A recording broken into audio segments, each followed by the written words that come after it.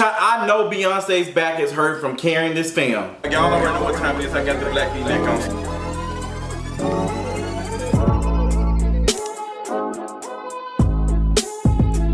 What's going on, y'all? Welcome to another Kinkeries TV video. I apologize if you have not seen my video explaining what was going on in my head. Please watch it. I love y'all and I miss you all. It's a couple of things that we need to discuss. A couple of old things, a couple of new things, but they're all gonna be some tea. So I know you're sitting on some tea. I know you're sitting on some tea. I want to quickly talk about The Lion King first and foremost. Beyonce has been doing a lot of promotion. They got good sis to do an interview and she did one, a special with ABC. Go check it out. Sis, well, you know Disney owns ABC and that's where they go to be able to like talk about all the stuff they working on. So like I did the review on The Lion King from judging from other folks what they were saying about it. I'm going to go see it just because. Shout out to my channel members for making that happen. Shout out to y'all, love y'all. But you know, the channel members want me to go see it. I definitely will go see it. So shout out to them. If you want to become a channel member, sign up. I feel like Disney kind of knew that, you know, this. They had to find a way to bring folks in. I think people were interested in it in the beginning once they saw the trailer.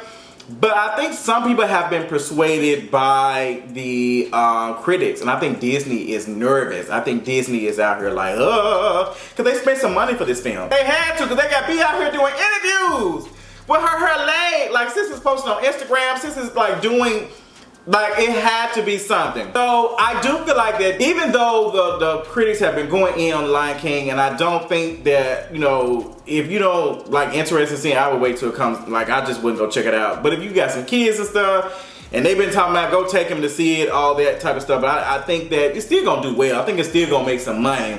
But I think they are nervous because, girl, they've been dropping a lot of trailers. They've been doing a lot of stuff for it. And I think they are nervous that, you know, a lot of people are not as interested. And this film does seem like a cash grab type of situation with Disney. It seems like they're just really trying to make some money off of it. If you've not seen my video reviewing it from the reviews and stuff and my critiques of the film without seeing it, go check it out. I still believe that stuff. I just think that the thing is going to be disconnected is that it's too lifelike, so that poses a problem with us watching it because you can only imitate a talking lion so much to the point it's just like, huh, what's going on? And then considering that y'all have completely taken the same story, the same everything, and put it in this new thing, it kind of makes it difficult for us to have the connection because we waiting on stuff and it's not being delivered. Like, be prepared, girl, I heard it.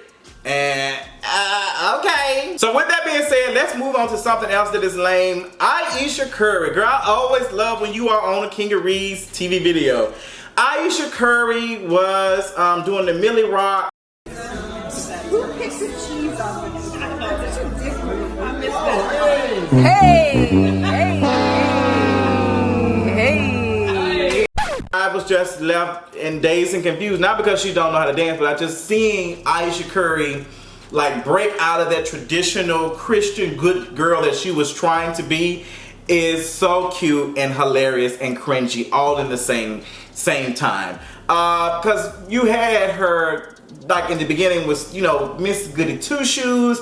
Now she's really trying to find herself, and I feel like that she's probably going through an adolescence type of situation. You can see the videos and stuff of her talking to her husband, Steph Curry. You know, she had his hand next to a hot dog. And he said, "Oh my God, you have big hands." And you've got some big hands too. But it just seems very corny, very cringy, and I know Steph. I wonder how Steph is feeling because it seems like sis is changing and she's evolving. Like sis that went from if I had to describe Ayesha Curry as a Pokemon, I would call her Eevee. Because whatever Stone puts in front of her, like that was what she would change into. And I feel like that she wants to be this like sex goddess thing, but the stuff that she's done in the past came back to bite. And I feel like she really can't do that because she keeps referring to eggplants, peens being big, and it's like, Ayesha girl, we see you. It's cute for her. I think sis is trying to do whatever. And when she was trying to explain Hot Girl Summer last week, Because I just had to ask somebody the other day, what is Hot Girl Summer? But apparently, you know, there's this song that's out right now by a girl group called City Girls, and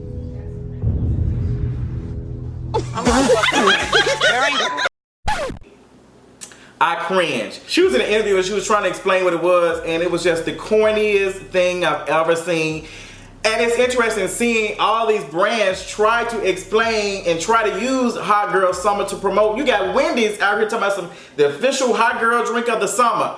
Are y'all paying Megan Thee Stallion for using this stuff? No, y'all not. Y'all got some white intern, some 20-year-old white guy that just graduated in mass communications or something.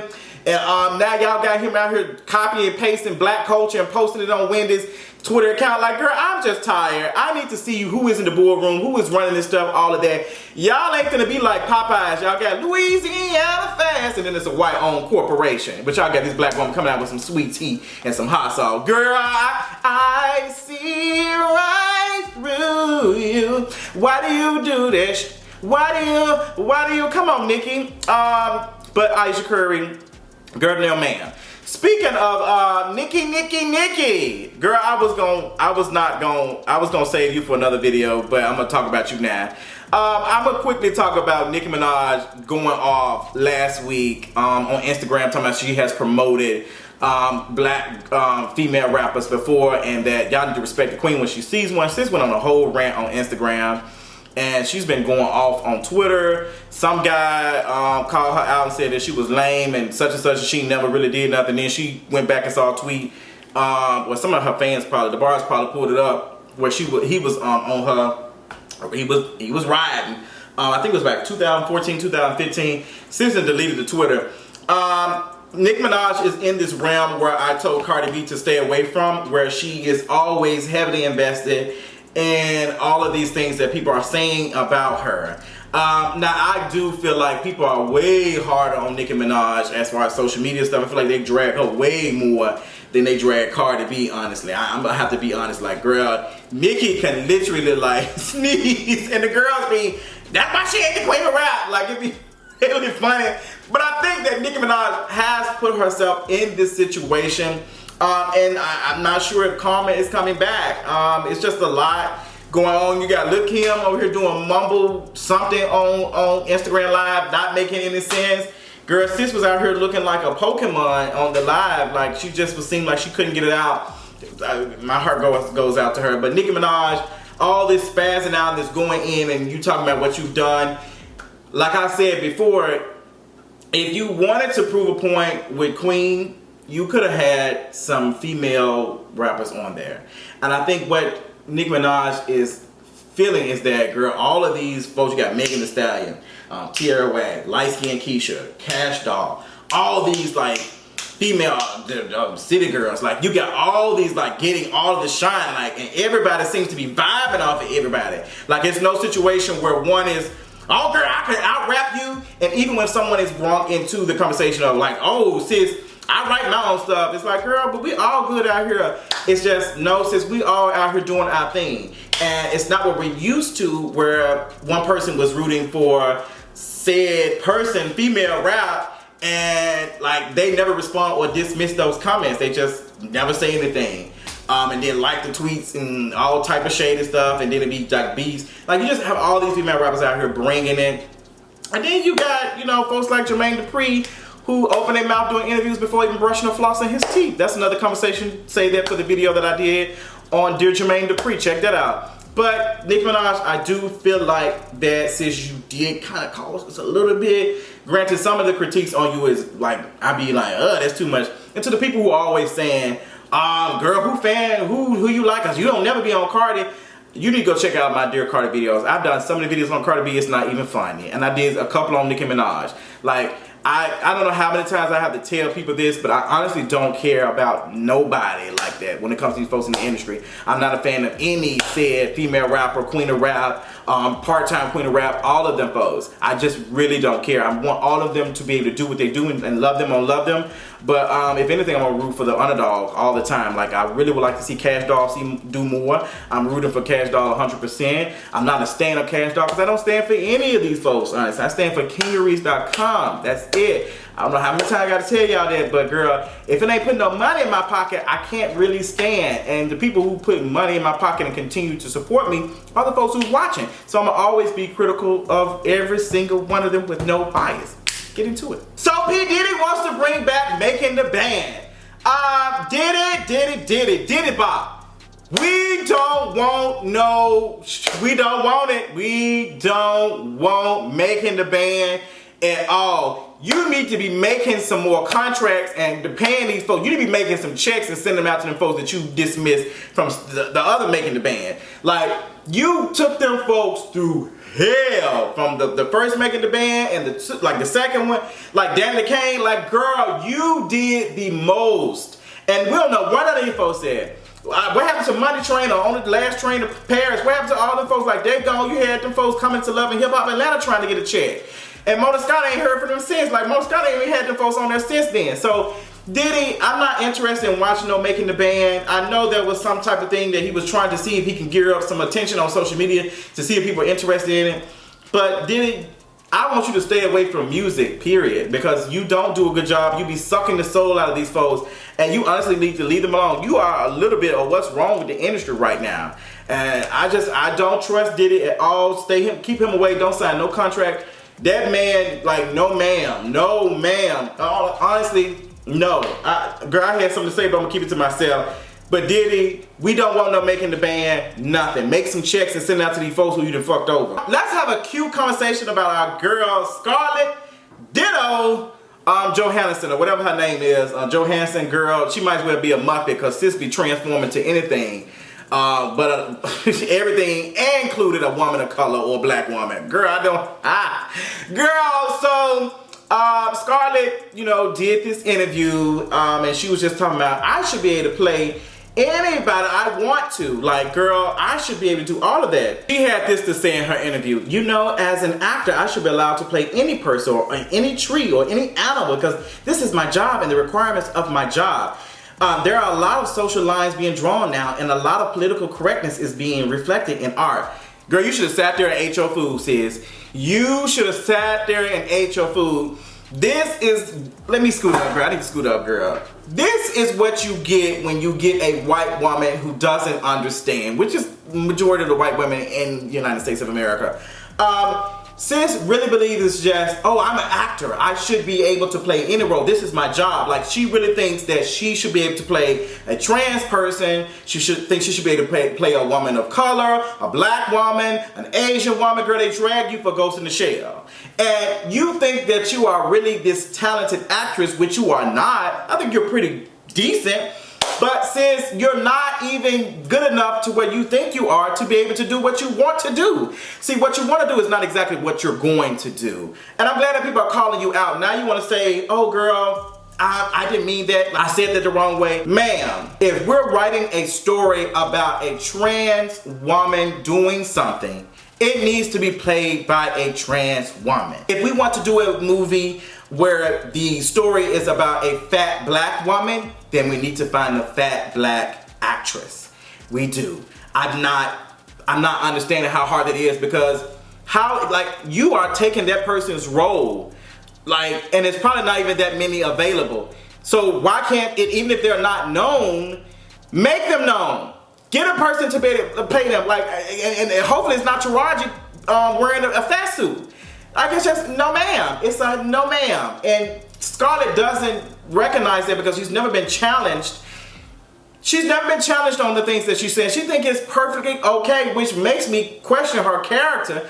And sis really don't need them many roles now. If she's sitting here thinking like this, ain't no telling what she's saying. No ma'am, I don't trust you. Are dangerous. I don't trust Scarlett. I just can't believe sis like that should flow out her mouth. I should be able to play a tree. Sis said I should be able to play a tree if I want to. Girl, you do all of this and them folks still disrespecting you on Endgame. Girl, they didn't even give you a funeral on the movie, girl. You literally jumped off of Pride Rock, rested for a moment. We didn't see nothing else of you. As far as your movie, whatever the Red Priest or whatever movie you got coming on, girl, you better hope that these folks come and see it, because I'm telling you right now, these men ain't gonna want to see that movie unless you damn near nude. They're not gonna come see you and support you just because you're a woman. So girl, you need to get your shit together. That ain't making no sense. Sis literally jumped off a Pride Rock and they ain't give her no funeral in Endgame, but she talking about she be able to play a tree. Girl, you can barely play a dead person because they didn't even give you no story after that. We know nothing about you. The only thing we got was a Hulk throwing a trash can in the damn lake. Girl, the only person who got a funeral was Tony Stark. Girl, they didn't even give you a funeral. They didn't even give you a dual funeral. Girl, they didn't give you nothing. So that's what you need to be worried about, is how the folks casting you and how your womanhood shows up on the film. Girl, you don't even worry about playing a person of color, a black person, or a brown person, or a trans person. You need to be worried about the roles you already playing, how they ain't doing you right. Worry about that and get back to us. I just can't believe sis really thought that. Like, girl, but that Scarlett, girl, I rebuke you in the name of whatever. So moving on to more important news, we have some interesting news about Lashana Lynch, who played Marie Rambeau on Captain Marvel. She is a talented British actress out of the UK, and sis is apparently about to be playing in the new 007 movie. They're saying that 007 is retiring and that Lashana is going to be taking the role as 007. When I first saw the headlines and I saw the stories, I was honestly nervous because I wanted to know, how is this going to be? Is it going to be, you know, where it's half of Daniel in the movie and then she come and save the day or something? Like, what is it? Like, is she like a partner or something? Like, is she officially 007? How is it going to work? I'm nervous. This woman is beautiful. She's talented. I'm just so nervous that they're not going to do sis right. But I'm hoping that it goes great. This was good news. I actually like 007. I've watched all of them. From the old ones to the new ones. I like gadgets and all that other stuff. So this is going to be interesting. I think she has the fierceness to be able to play the hell out of this role. I think she embodies everything.